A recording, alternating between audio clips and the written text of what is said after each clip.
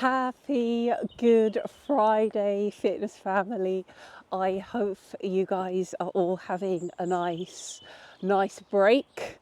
I had 2 text messages this morning from fitness family members asking how I enjoy my first cup of coffee in 2 weeks, which made me laugh. And I've been going on about coffee in my live classes, and I thought it was only fair that I would make a video and share this experience with you.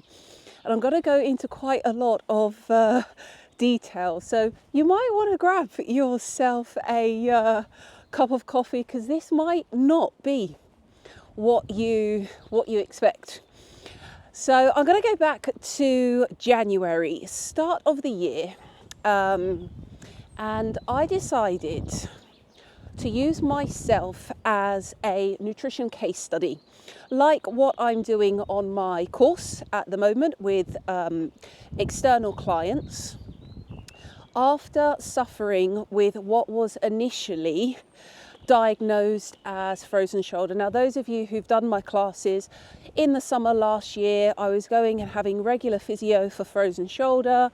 My neck was very stiff. We were doing neck stretching exercises. You remember you were doing my physio with me, and I was having this quite severe pain that was transferring into my collarbone.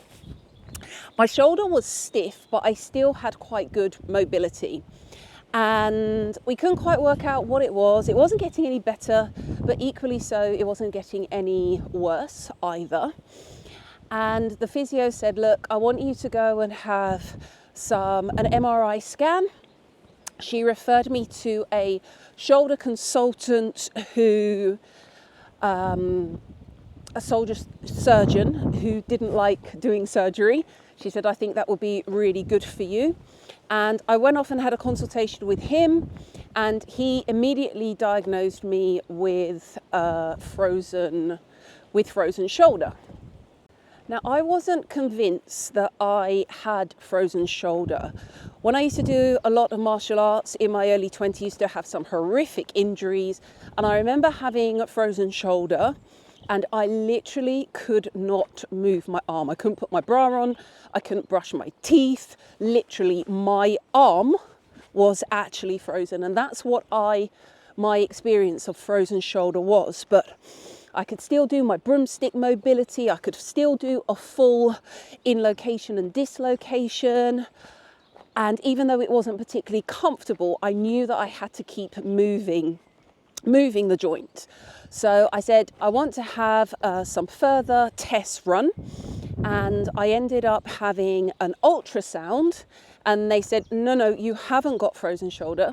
You've got calcifications in your joint and bicep tendonitis, which is catching the nerve, that's what would be creating this sciatica type pain, and it's not frozen shoulder. So as soon as I had that diagnosis, I was like, right, I'm going to use myself as a nutrition candidate to see how I could use diet and lifestyle practices to heal my shoulder, because the end case is really going into my shoulder and clearing those bone growths which are catching nerve, because the bone has grown into the cavity where the nerve runs and it catches it, and that's what was causing the pain. And with my experience of having back surgery, I will do everything possible for as long as possible to avoid surgery.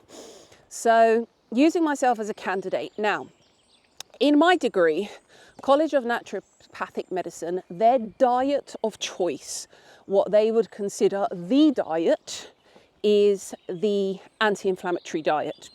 Variations of the anti-inflammatory diet might be called the Mediterranean diet, and equally so might be called the blood sugar regulation diet. They're all very, very similar, much of a muchness. The problem with the anti-inflammatory diet is there's no one prescribed what might work for you might not work for another person, but the key thing is it's all whole foods, okay? So the big four tend to be, like they say, if you're not sure, you eliminate things like dairy, red meat. For some people, it could be beans. Now, these are all very, very healthy, things, but you only know gluten is a big one. Sugar, obviously, alcohol, obviously, all of the good things.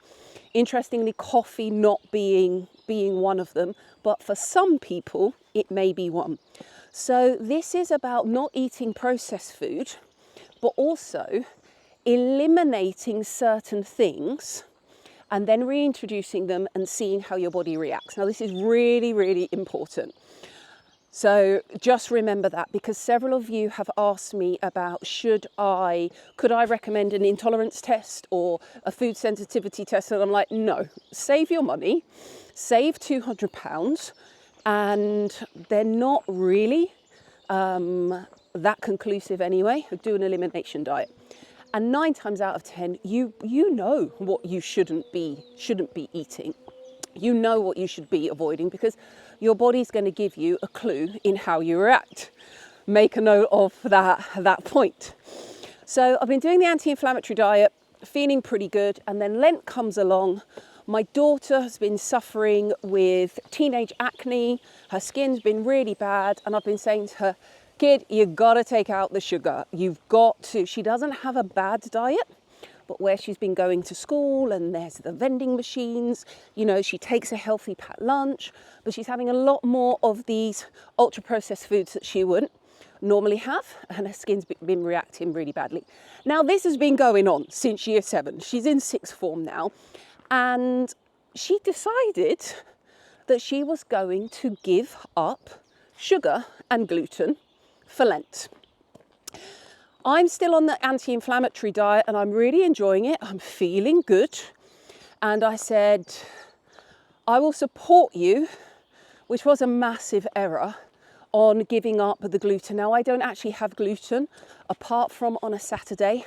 I love my sourdough bread after park run and I absolutely enjoy it, but that's the only gluten I eat and I love it, absolutely love it. And I thought it'd be really unfair if she's having, you know, she's not eating gluten and I'm coming home from the bakery with, you know, beautiful sourdough she can't eat. So I was like, right, cool. I will support you on this. And the sugar, I'm not really eating any sugar on the anti-inflammatory diet anyway. Fruit is my sugar. So I was like, cool. This coincided with me reading a book all about health and longevity called Invincible. And it went into a lot of detail about heart rate variability. Now, heart rate variability is a marker of how stabilized your central nervous system is. And if you haven't heard of heart rate variability, it's really coming up quite a lot in the mental health world and also in the sports performance world. So when you think of your heartbeat, people think that your heartbeat is a bit like, you know, when people play music or dance and they have that metronome and they time it to, let's just say 1 second, okay? So 1 second intervals. People think that your heart rate, boom, boom, 1 second, boom, boom, 2 seconds, boom, boom, 3 seconds, whatever, yeah? That is not actually true. The sign of a healthy central nervous system is variations between the boom, boom, boom, boom, boom, boom, boom, boom. Okay, like more, it's the opposite of what I think it should be. It's not actually in sync. And that's a sign of a healthy heart rate variability. 0.8 seconds between each beat, 0.9 seconds, 1.1 second. Whereas a very methodical, like the metronome, boom, boom, 1 second, boom, boom, 1 second. That is a sign that potentially in the mental health world, you are stuck in fight or flight, you're in hypervigilance, you're basically stressed. And your body is trying to keep everything as stable as possible. You're not relaxed and you're not loose, you're not fluid. That's a really reductionist way to explain it. Now, reading this heart rate variability book, I have a slow heart rate, beats per minute, which quite honestly, with all of the exercise that you do, that's normal. That's not a bad thing. That's an adaptation to exercise. However, I have a very low heart rate variability. And I use my Aura ring to track my heart rate variability. And I've been wearing this for about 5 years now. And every single year, which is normal, my heart rate variability declines. And I've seen how it's dropping. And in this book, Invincible, it said some people who are actually quite healthy, you know, they do the work. I've been going back to my meditation. I've been doing a lot more breath work, you know, and to sort of try and manage stress levels with this degree. And my heart rate variability is quite low. And they said coffee can often negatively impact heart rate variability. And I have this love stroke curious stroke relationship with coffee, because if I was given a research assignment on caffeine, I'd actually love to take that, because if I went into Google Scholar now and I said, find me 20 journals on the benefits of coffee for Alzheimer's prevention or heart health, loads of papers would come up. I could equally ask the same question about the negative effects of coffee, and the same amount of papers would come up. So coffee is a really, really difficult one, and I've deliberately ignored a lot of the negatives about coffee because I love it. And after reading this Invincible book, I thought, do you know what, Claire? You are actually doing the deep work. You're doing all of the stuff. You know, you're meditating, you're doing your breath work, you're going to sleep early, you're doing the anti-inflammatory diet, you've reduced your sugar, you know, you're doing your exercise, but you're trying to do really good active recovery. Like, I felt like I had nowhere to go. So I was like, you know what? With Lent coming up, let's drop the coffee for 6 weeks and see what happens. So what I decided to do, because I am a coffee addict, at Christmas, I was having 3 cups a day. But what I would do is I would start my coffee, usually after my fitness classes. I don't have it in the morning on an empty stomach anymore. They hate that on my nutrition course. Coffee on an empty stomach. If there's anything that you get from this video for managing cortisol levels, don't really try your hardest not to do that. Push it back. And they don't like coffee on my course, and I'm like, yeah, and I'm rolling my eyes. Yeah, what now? What are you going to tell me to give up now? You know, literally, because that's my addiction to coffee. I also read a fantastic book, Dopamine Nation, which speaks about addiction, and the combination of the book Invincible and Dopamine Nation, I was like, right, you got to knock this coffee on the head, run a little experiment. It's only 6 weeks. Give it a try. What's the worst that can happen? Literally. So today, Good Friday, and I'm having a very, very slow morning. Like, there's nothing really to do. Just nice chilled day. And I wake up, and what was really odd was I didn't even think about my first cup of coffee. I went straight to the kettle and made my lemon and ginger tea. And as I opened up, I saw the coffee that I'd bought from this beautiful coffee shop in Oxford. And I bought this Colombian coffee, Ethiopian coffee. And I was like, that's what I'm going to have as my little treat. And I looked at it, I was like, oh, yay, I can have coffee. Like, it was so strange. I completely forgot about the coffee. I was on autopilot for herbal tea. Anyway, I trying not to have coffee on an empty stomach. Fed the chickens, you know, fed the dog, just like super chilled. And I've been having, interestingly, omelette, which is not part of typically the anti-inflammatory diet, but I don't get a reaction to eggs. So I've been having every morning onions, tomatoes, courgette, maybe a little bit of spinach, whatever green veg comes in my veg box. And I've been frying that up, and I've been making an omelette and putting a little bit of cheese in there because I don't react to eggs on the anti-inflammatory diet. And interestingly, I don't react to dairy, but I don't actually have that much dairy. Never been a big cheese fan, but do like a sprinkle of cheese on my omelette, and that's bringing me in about 20 grams of protein. And then I try not to eat. I just drink my herbal tea and have my salt water or my electrolyte water, salt water, whatever you want to call it. And I don't snack to help try and regulate blood sugar. Everything for me is always linking back to blood sugar. So I have that, and I'm like, right, don't have coffee too early in the morning because our cortisol levels are highest in the morning.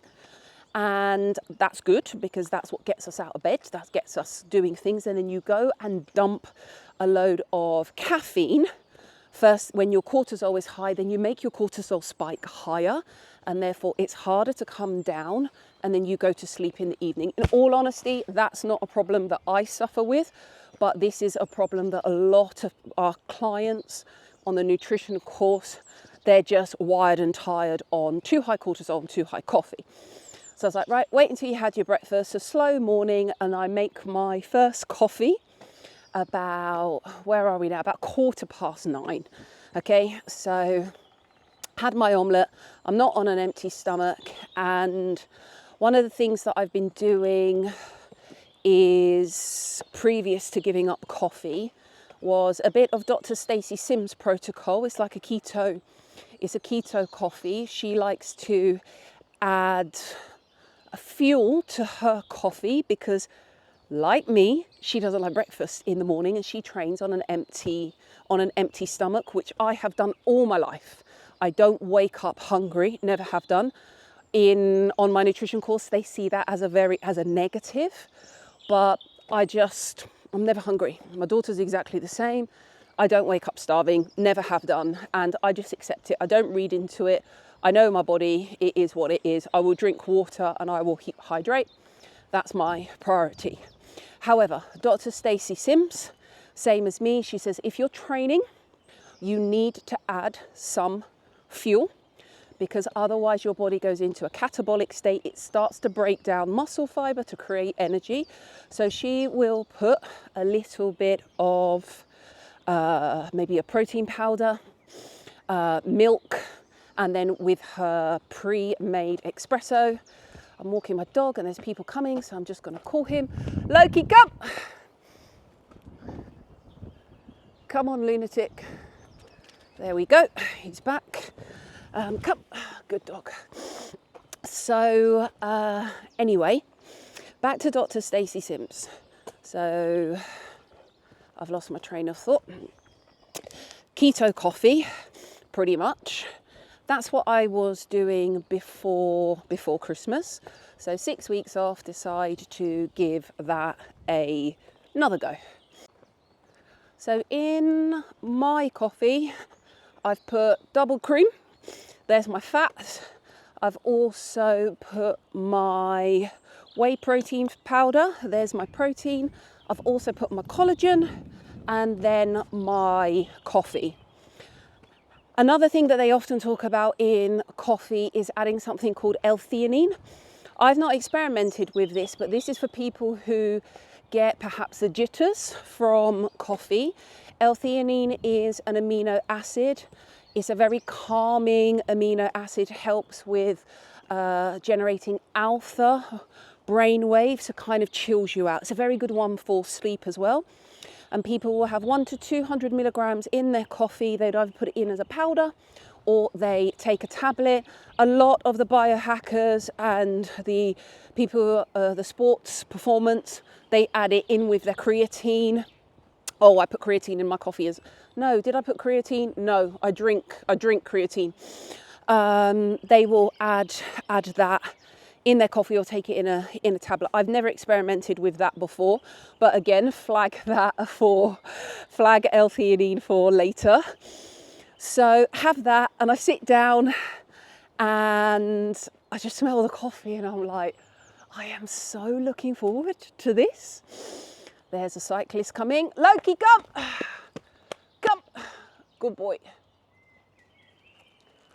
Sorry team, this is real life. This is how I roll.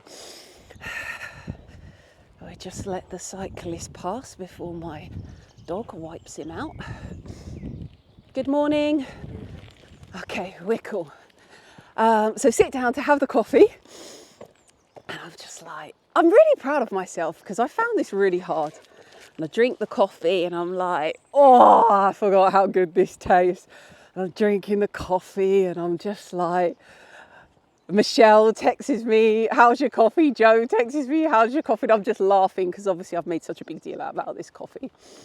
And I'm like, I'm feeling really proud of myself, team, because I found this. So I don't know, how long does it take to drink a cup of coffee? I've not necked it, I've had it like nice and slowly. So I'm sat down, I'm chilled. So a good couple of minutes, like I'm having a really slow morning. I'm still in my pajamas, like there's no rush. And then it was very sudden.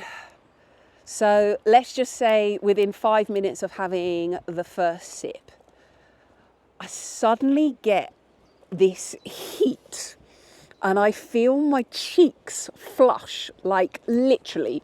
And I was like, wow, is this what a hot flush feels like? And I start to feel very like, I don't like to use the word anxious because I just feel like anxious has lost its power now. It's such an overused word. But I feel a little bit like fizzy and I'm like, oh, and I was like, Claire, just breathe, because I felt like I was breathing really fast and I was like I took a really long, like actively, I was like, you have to control your breathing. It was very just, I don't know, very, very strange. I don't ever recall a feeling like that. I was like, what is this? So I sat back down and I was like, just breathe. Like I wanted to do Brock's breathing, like an in for 4, an out for 6. Like I really was breathing very slow. I made a conscious effort because I just felt a little bit out of control. Then I suddenly felt my stomach feel like it wanted to literally evacuate. Now I'm going to overshare here, but I feel like this is really, really important. I am really pleased that I was at home because it was complete sudden urgency, which is typically symptoms on my course that we would associate with irritable bowel syndrome. Not irritable bowel syndrome. Yes, I always get irritable bowel syndrome and irritable bowel disorder mixed up, but syndrome is a collection of different symptoms.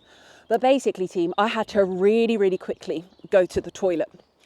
Now, you've heard me in the past talking about the Bristol stool chart.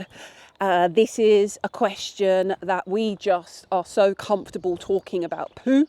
Like we have to get comfortable talking about it with our clients because we can find out a lot about your diet and potentially your food insensitivities and intolerances by what is coming out, like literally. So we have something called the Bristol stool chart.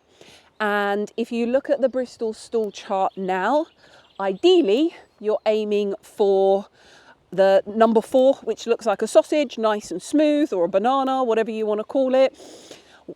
That is luckily where I have so much fiber in my diet. That's where naturally I would sit. We do sometimes swing in our hormonal cycle. You can go from looser stools to more drier, constipated stools in your monthly cycle with the hormone surge. But roughly everyone should be like the sausage. And if you're not, we can tell whether you are dehydrated, whether you are, if you have looser stools, you might have a vitamin and mineral depletion because your body's not used to it, because your body's evacuating. Sorry, your body's not absorbing certain things because you're evacuating and the stools are very loose. There might not be enough fiber, yada, yada, yada. There's so much we can tell. And the reason why I'm telling you this is because this is very, very unusual for me. My stomach evacuated and I had a very loose stool. And there's no way that that would have been anything other than the coffee. So effectively, what I've just done is I've just done an elimination diet. I've eliminated coffee for 6 weeks. I put the coffee back in and my body has an hot flush, anxiety type symptoms, and my body evacuated the contents of my stomach. That is a sign of a coffee sensitivity.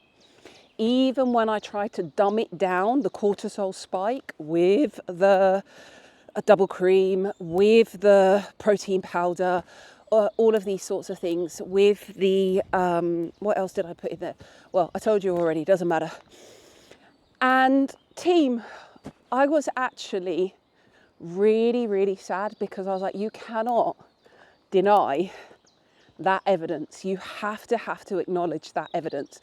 So you're probably thinking, right, Claire, what are you going to do? Is that you now? Are you done with coffee? And honestly, team, I thought to myself, I don't want to feel like that tomorrow. Tomorrow is park run and I cannot afford for my stomach to evacuate. I'll never be able to go out in public ever again. Like, it was pretty bad. So tomorrow, I don't think that I am going to have my coffee. I'm going to go and do the park run, just like I normally would. Wake up, have my herbal tea, have my water, see how I feel. And then when I come home, maybe I will have my coffee. But it's the first, maybe not. It's like, it's really strange. I never, ever thought that I would feel this way. And I've got all the beautiful coffee that I bought from Oxford. Haven't even tried the Ethiopian coffee yet. And I'm like, this is actually quite sad. But I don't want to feel like that, team. Like, literally, I was like, I had to kind of have a word with myself to control my breathing. And I'm not the sort of person that would get panic attacks or anything like that. But it was really, really quite profound. Couldn't deny it. And there was nothing else it could have been. Tomorrow, Saturday, we normally do our park run and get our sourdough bread. So tomorrow I'm going to try sourdough bread. And all I can hope and pray is that my stomach doesn't evacuate. And if it does, team, I'm actually going to feel really damn sorry for myself because I can't drink sugar. Maybe, please can I have sourdough bread? Don't drink alcohol. Like, literally, my life will be really, really sad if this is how my body reacts. I'm basically going to be some kind of purist and have to live in like the 18th century on a farm and cook everything from scratch. So wish me luck with the sourdough bread, and I'll let you know how I get on when I see you for the start of the next program. Happy Easter! Good Friday. I've got home from the dog walk and this appears on the counter. My husband's been away with work and he's left this.